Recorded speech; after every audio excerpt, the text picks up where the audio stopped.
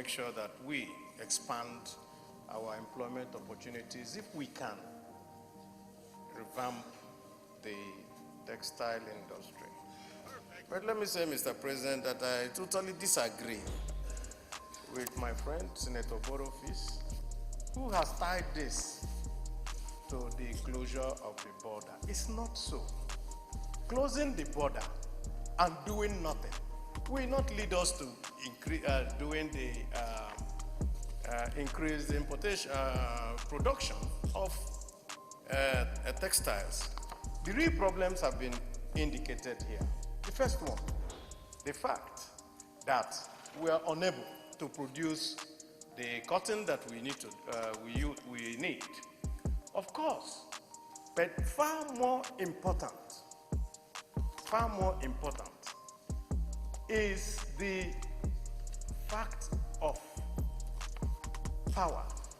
Power was the key problem that made most of the textile mills close. Because once it became very, very difficult after 1982 for industries to be supplied with power, and they needed to switch over to now produce their own power in order to do production. It became a lose-lose situation for most of the industrialists. And when they now saw that it was better through some very, very, I will say, policy of government that couldn't be explained, where government was because somebody has a textile mill, will give him an import license to import, pending when he can ramp up his production. And then, of course, all the Indians who were doing production moved into importation. That's just what happened. And we could see this continue to happen. And of course, from being,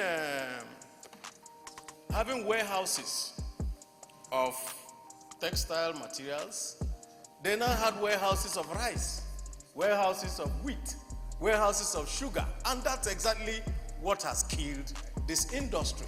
So I will follow and thank our good friend for bringing this motion to say to the federal government, do the fundamentals, do power, make sure that the smuggling of textile products and of course the very low, including the fact that the ECOWAS protocol and African free trade also helped to destroy us because people were moving textiles into Ghana and everywhere and then bringing them for free at very lower very lower costs here.